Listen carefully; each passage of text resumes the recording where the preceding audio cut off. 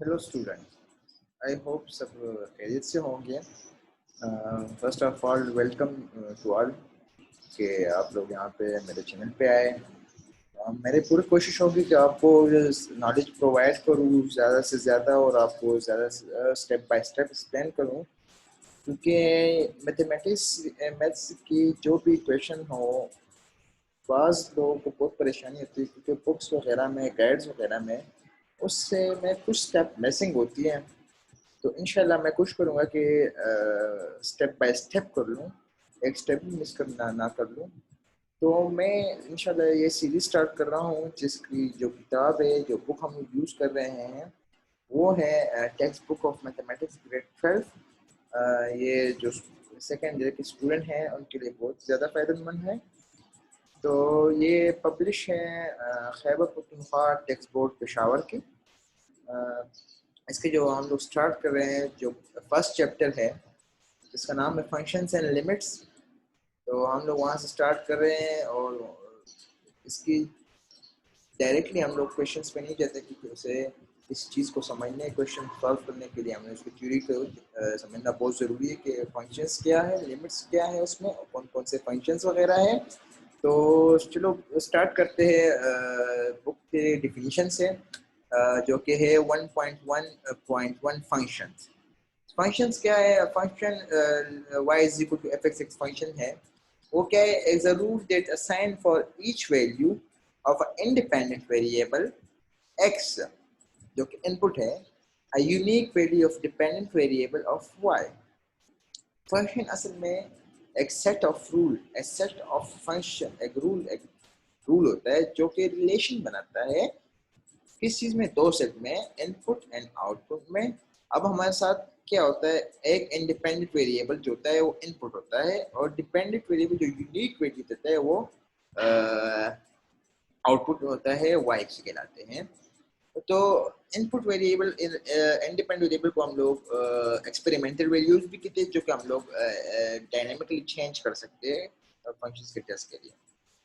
तो यहाँ इसके लिए उस बुक में एक एग्जांपल दी गई हुई है समझाने के लिए, कि एक एग्जांपल है 1.1.1 डेवलपर है जो टोटल कास्ट करता है कंस्ट्रक्शन के लिए of x large number of sports complex. अब हमारे साथ यहाँ पे देख लीजिए, जो लार्ज एक्स है, large number of sports complex, तो ये हमारे साथ इंडिपेंडेंट वेरिएबल है, एक्सपेरिमेंटल वेरिएबल, और इसमें एक रूल जो फंक्शन है वो डिफाइन है कि ये इस फंक्शन के मुताबिक हमें डिपेंडेंट वेरिएबल मिलेगा, क्योंकि इंडिपेंडेंट वेरिएबल का डायरेक्टली इम्पैक्ट पड़ता है डिपेंडेंट इनपुट का, डायरेक्टली इम्पैक्ट होता है, और जो इनपुट हम लोग लेंगे तो उस चीज के मुताबिक हमें आउटपुट मिलेगा।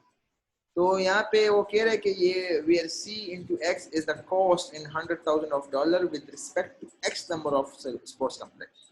ये कॉस्ट का जो रूल है, जो फंक्शन है, वो क्या करता है? रिस्पेक्ट विद रिस्पेक्ट क्या है? एक्स है, जो नंबर ऑफ स्पोर्ट्स कॉम्प्लेक्स है। वो कहते हैं कि आप फाइंड करें फोर, जो हमारे साथ 4 स्पोर्ट्स कॉम्प्लेक्स के, उसकी कॉस्ट क्या आएगा।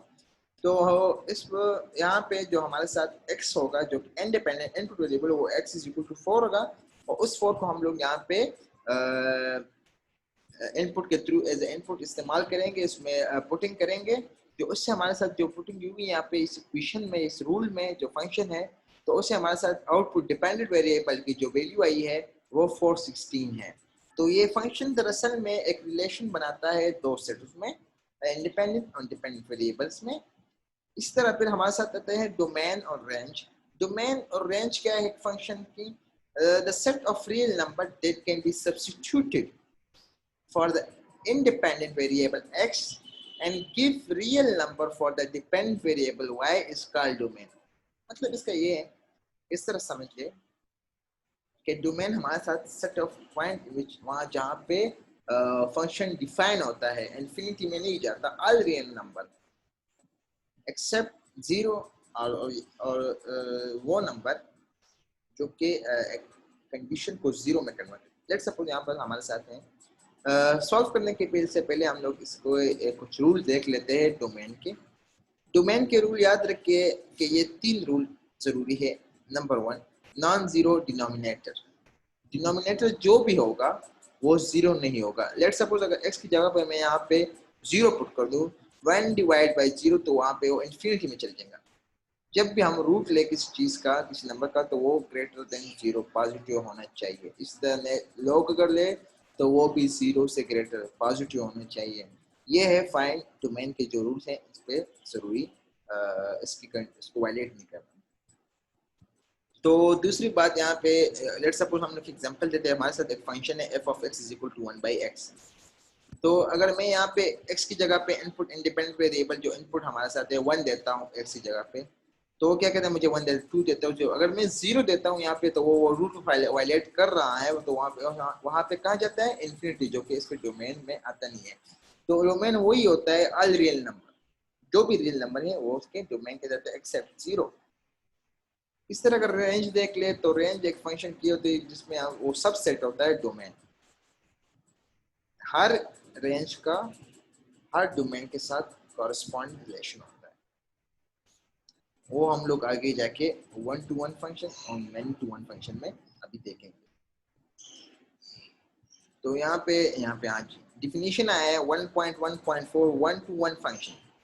वो क्या कहते हैं कि function is said to be 1-to-1 if each range value, जो भी range value correspond it to exactly one domain value। मतलब इस एग्जांपल से देख लें, यहाँ पे x मैंने रेंज वैल्यू 1 डाली, तो उससे डोमेन में आया है हमारे साथ 1, तो 1 and 1 में रिलेशन है। ऐसा नहीं हो कि 1 का रिलेशन फिर 0.5 के साथ, ये फिर 1 to many रिलेशन नहीं कहलाएगा। इसी तरह अगर देख ले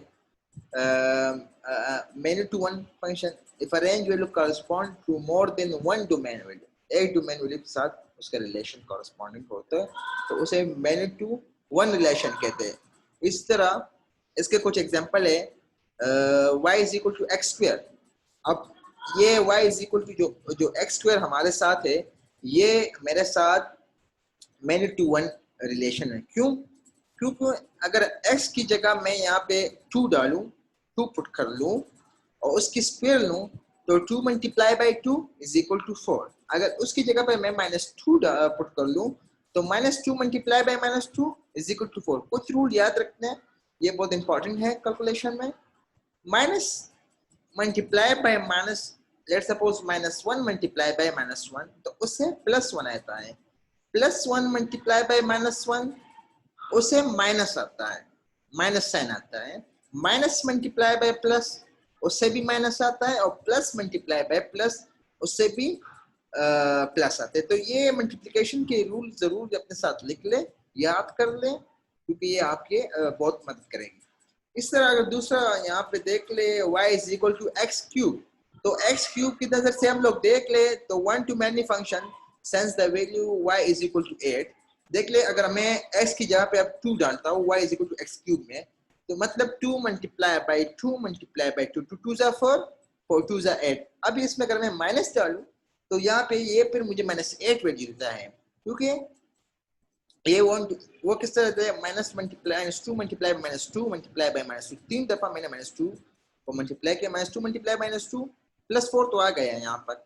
लेकिन अब देखो, +4 मल्टीप्लाई बाई -2, तो फिर क्या आता है मेरे साथ, -8 आता है। तो देखो मल्टीप्लिकेशन के जो रूल मैंने अभी बताए थे, उस रूल के मुताबिक यहाँ पे फिर -8 आता है। तो देखो वैल्यू में चेंजेस आई है। तो इसमें क्या है कि एक रेंज की कॉरेस्पॉन्ड एक्जैक्टली वन डोमेन के साथ है, -8 की -2 के साथ, -8 की -2 के साथ रिलेशन है, और 2 की 8 के साथ रिलेशन है। यहाँ पे ये तीसरा जो है बहुत इंपॉर्टेंट है, जो क्या कहता है कि डिपेंडेंट वेरिएबल, जो आउटपुट वेरिएबल है y power square is equal to x। तो वहां पे ये क्या कर रहा है, वहां पे ये कह रहे हैं कि the equation is not a function, ये फंक्शन नहीं है। क्योंकि because two value of y correspond to one value of x, क्योंकि जो डिपेंडेंट वेरिएबल है, जो डिपेंडेंट वैल्यू वो कॉरेस्पॉन्ड करते हैं इनपुट, वन दो आउटपुट है और वन इनपुट के साथ कॉरेस्पॉन्ड करते हैं। बाकी कुछ स्टेप मैंने कुछ कंपोजिशन फंक्शन, ये बुक्स वगैरह, बुक्स में आप खुद पढ़ लें, अगर मसला ना हो तो मैं फिर बता दूँ, मसला है तो फिर मुझे बता दें। यहाँ पे अब आती है इनवर्स फंक्शन, ये बहुत इंपॉर्टेंट फंक्शन है। इनवर्स फंक्शन वो होती है, कहते जो इससे पहले हम लोग करते थे कि इनपुट को x हमारे साथ इनपुट होती है, उसके थ्रू फंक्शन उसे इनपुट के थ्रू लेता है, इनपुट कंसिडर करता है तो y आउटपुट कंसिडर करता है डिपेंडेंट वेरिएबल को। इसमें क्या कहते हैं, the function that take dependent variable y जो था and respond to independent variable, independent variable के रिस्पांस में वो सब क्या कहते हैं, dependent variable. The function that take x as a dependent, जो x देता है वो डिपेंडेंट वेरिएबल कंसीडर करता है इन response of y that independent, जो कि इंडिपेंडेंट कंसीडर करता है। तो ये इनवर्स है उसका। तो कुछ में कुछ दो बातें याद रख ले, देख ले। ये एक x is equal to f inverse into y, ये सैंपल है इनवर्स का। इस f का ये मतलब नहीं है कि ये 1 बाई एफ के बराबर है, याद रखने। ऐसा ना हो कि आप इसे इस तरह कर ले कि 1 डिवाइड बाई एफ कर ले। दूसरी जो फंक्शन है वो याद रखें कि ये वाला point, if f x is not 1 to 1 function, अगर ये फंक्शन 1 टू 1 ना हो then f x does not है इनवर्स, उसके फिर इनवर्स फंक्शन नहीं होगा अगर 1 टू 1 फंक्शन अभी ना हो। हर एलिमेंट के हर रेंज के एलिमेंट के डोमेन के साथ 1 टू 1 फंक्शन ना हो तो उसका इनवर्स नहीं होता, याद रखते हैं। यहाँ पे इन लोगों ने एक एग्जांपल दी है 1.3.1 inverse function, find the inverse of function f into t is equal to 3t minus 8, इसका इनवर्स हमने फाइंड करना है। तो अभी हम क्या करेंगे, उस डिफिनेशंस के मुताबिक the function take an output, output क्या कहें हमारे साथ 3t minus 8 in response of input t के रिस्पांस में उसे वो ले लेता है। The inverse function must be taken output t in response of t। मैंने इस तरह पहले बताया कि फंक्शन क्या करता है कि जो y है x है उसे टेक करता है, उसे लेता है, उसमें इंडिपेंडेंस जो है जो इनपुट उसे लेता है इन रिस्पांस ऑफ y के। तो इस तरह यहाँ पे भी ये लोग इन लोगों ने ये किया है, क्या किया है कि इनपुट हमारे साथ क्या थी, जो इंडिपेंडेंट वेरिएबल था वो t था ना, तो उन लोगों ने क्या किया है कि एफ ऑफ टी यहाँ पे जिसको बराबर किया है किस चीज़ के इनवर्स दिए, तो टी कंसिडर की है, टी के साथ इसको इक्वल टू बना दिया है जो कि इनवर्स है उसको। अब यहाँ पे इसको सॉल्व करना है तो हम लोग ये करते हैं कि ये जो z को हम कंसिडर करते हैं कि 3t माइनस 8 बराबर किस चीज़ की है, 3t माइनस 8 बराबर है z के, और फिर उसको हम लोग t फाइंड करते हैं। तो उन लोगों ने बुक में डायरेक्टली किया है कि इसके बाद ये इस तरह आएगा कि t is equal to z plus 8 divide by 3 का। अब इस तरह ये आया किस तरह है, तो इसमें ये इसके स्टेप्स है, देख लें।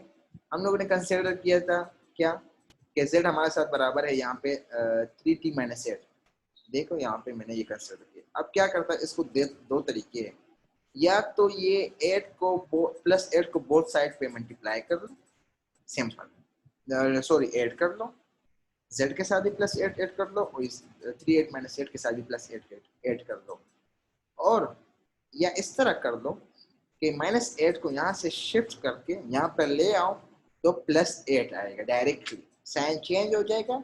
लेकिन चलो मैं आपको दोनों तरीके से बताता हूँ। देखो मैंने z के साथ भी प्लस 8 ऐड कर लिया और इस इक्वेशन इसके साथ भी प्लस 8 ऐड कर लिया। अब याद रखिए minus 8 plus 8 is equal to 0, तो क्या है हमारे साथ 0 आई है, आ गया हमारा साथ आंसर। अगर मैं इस तरह करूँ तो डायरेक्टली से शिफ्ट करूँ तो प्लस 8 आएगा। अब मैंने क्या किया है, z प्लस 8 जैसे यहाँ पे ये 3t रह गया था, 3 को बोथ साइड पे डिवाइड किया, यहाँ पे हमारे साथ 3 आया है और यहाँ से 3 डिवाइड खत्म हुआ है, यहाँ पे देखो यहाँ से 3 आया। चलो मैं आपको दिखा देता हूँ, यहाँ पे स्टेप, ये वाला स्टेप मैं आपको दिखा देता हूँ, देखो सबर कर ले। ये था हमारे साथ एक सबक, आपको ये स्टेप सॉरी मुझसे रिमेनिंग रह गया था, ये मैं आपके साथ ट्यूशन पे कर लूँ। यहाँ पे देख ले अभी मेरे साथ क्या है, ये मेरे साथ था 3t यहाँ पे मेरे साथ मैंने यहाँ पे भी 3 डिवाइड किया है, यहाँ पर भी 3 डिवाइड किया, ये 3 इसके साथ 3/3 डिवाइड हो जाता है, 1 आ जाता है तो t हो जाएगा, यहाँ पे t हो, यहाँ पे इसके साथ ये t आ गया, तो t हमारे साथ किस चीज़ के बराबर है, z प्लस 8 डिवाइड बाई 3। समझ आ रही है कि मैं, आई होप आप समझ रहे होगे मैं ये स्टेप पे। तो हमारे साथ भी ये t बराबर आई है, t is equal to z plus 8 divide by 3। Okay, तो यहाँ पे हम लोग क्या किया कि t हमारे साथ ये देखो z प्लस 8 डिवाइड बाई 3। अब हम लोग क्या कर रहे हैं कि वो हम लोगों ने इन्वर्स किया था z को, इसके कंसिडर किया था, तो t यहाँ पे देखो ये वही इक्वेशन है, वहाँ पे ये इन्वर्स लिया था हम लोगों ने कहा था कि ये आउटपुट लेगा एज अ डिपेंडेंट वेरिएबल लेगा, टेक करेगा as a response of independent variable. अब देख ले यहाँ पे z को हम लोग किस चीज़ के बराबर किया, 3t माइनस f, तो इसका इन्वर्स लिया है, इसका इन्वर्स, और t की जगह हम लोग ने क्या प्रूफ किया, यहाँ पे हम लोगों ने ये प्रूफ कर दिया, इसकी जगह हम लोगों ने ये डाल। अब हम लोग put t is argument instead of z। अब हम लोग क्या करें, वो तो हम लोग कंसिडर किया था कि z की जगह t, तो t को z के साथ आर्गुमेंट को पुट करो तो क्या करेगा, इनवर्स ऑफ t क्या आएगा, t plus a divide by 3। इंशाल्लाह जब हम लोग आगे क्वेश्चन सॉल्व करेंगे इस पे तो आप बिल्कुल सही से समझ लेंगे। डोंट वरी, ये फिलहाल थ्योरेटिकली है और मैं यहाँ से रीड करके आपको बता रहा हूँ, लेकिन डोंट वरी, और जब स्टेप बाय स्टेप क्वेश्चन करेंगे तो आप समझ लेंगे। चलो अब हम लोग मूव करते हैं अपने एक्सरसाइज की तरफ। जो हमारे साथ एक्सरसाइज है एक्सरसाइज 1.1, जिसका फर्स्ट क्वेश्चन है identify independent and dependent variable for the following problem. मैंने क्या कहा था कि इंडिपेंडेंट वेरिएबल हमारे साथ क्या होती है, हमारे साथ वो वेरिएबल वो होती है जो हम लोग इसमें इनपुट एज एक्सपेरिमेंटल यूज के हम लोग उसमें वीडियो एज इनपुट देते हैं और जिसका इम्पैक्ट पड़ता है आउटपुट पे, जो कि डिपेंडेंट वेरिएबल कहलाते हैं। तो यहाँ पे हमारे साथ इक्वेशन है p is equal to 64d। तो यहाँ पे इंडिपेंडेंट वेरिएबल कौन सा है, d। d इसका इंडिपेंडेंट, क्योंकि हम लोग लेट्स सपोज मैंने यहाँ पे d की जगह मैंने पुट किया 2, तो फिर 64 मल्टीप्लाई बाई 2 कर लें, तो इससे जो आंसर आएगा उसका इम्पैक्ट आएगा p पे, जो कि उसका डिपेंड जो आउटपुट है। समझ गए। अगर मैं यहाँ पे 1 कर लूँ तो यहाँ पे p इज इक्वल टू 64 बराबर हो जाएगा, अगर 2 करेंगे उसके जो आंसर आएगा मेरे ख्याल से 128 है। इस तरह अगर 3 कर लूँ यहाँ से कंटिन्यू, तो वहाँ पे इम्पैक्ट पड़ता है, वैल्यू चेंज होती है। तो यहाँ पे ये इसका डोमेन भी और रेंज भी आप डिफाइन कर सकते हैं। और यहाँ पे इंडिपेंडेंट वेरिएबल जो है वो d है और डिपेंडेंट वेरिएबल जो है वो p है, क्योंकि इंडिपेंडेंट वेरिएबल एक्सपेरिमेंटली वो चेंज करते हैं हम लोग और जिसके डायरेक्टली इम्पैक्ट पड़ता है p पे। इसमें आप देख ले तो यहाँ पे डिपेंडेंट वेरिएबल जो है वो c है, क्योंकि यहाँ पे ये देखो ये फंक्शन है, इसका ये आउटपुट है, आउटपुट, और हम इनपुट क्या ले रहे हैं f। लेट्स सपोज f की जगह मैंने किया 1, तो इससे जो कैलकुलेशन आएगी वो उसकी c की वैल्यू होगी। इसकी जगह मैंने 2 पुट किया तो उसकी जो कैलकुलेशन आएगी वो c की वैल्यू, तो ये इसका इम्पैक्ट पड़ता है c पे, रिलेशन बन रहा है इसमें। यहाँ पे s इज इक्वल टू बराबर है, एक फंक्शन है r थीटा, और r थीटा फंक्शन बराबर है r dot r multiply by theta. तो इसमें जो इंडिपेंडेंट वेरिएबल है वो r थीटा, क्योंकि हम लोग r और थीटा में इनपुट के थ्रू वैल्यू देंगे और जो इसका इम्पैक्ट पड़ेगा इस पे या पड़ेगा या f जो फंक्शन है उस डायरेक्टली पड़ेगा, क्योंकि इससे इज इक्वल टू बराबर है फिर ये इसके बराबर है। इस तरह ये और ये दोनों सेम है, थोड़ा सा इसमें चेंजेस हैं। उसमें यहाँ पे इंडिपेंडेंट जो इनपुट वेरिएबल था वो f था, हम लोग f की वैल्यू पुट करते थे। यहाँ पे हम लोग हमारे साथ इंडिपेंडेंट वेरिएबल c है, जो कि हम लोग c में वैल्यू पुट करेंगे। इस तरह ये भी है, ma जो हमारे साथ है वो इंडिपेंडेंट है, क्योंकि f is equal to ma is equal to ma। यहाँ पे हम लोग वैल्यू इनपुट देते हैं और उस पर जो रिजल्ट आता है इस फंक्शन पे कैलकुलेट करेगा और उससे जो रिजल्ट आएगा वो f पे इम्पैक्ट करेगा, असर करेगा।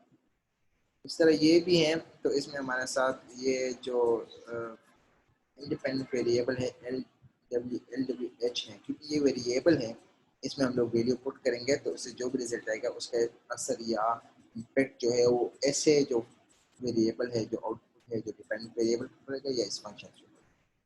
तो उम्मीद है यहाँ तक आपको समझ आ गई होगी। इंशाल्लाह नेक्स्ट क्लास से मैं कोशिश करूँगा कि एक टूल वगैरह जो मैंने सर्च कर रहा हूँ या मैं आपको वीडियो वाइट बोर्ड वगैरह पे समझाऊँ।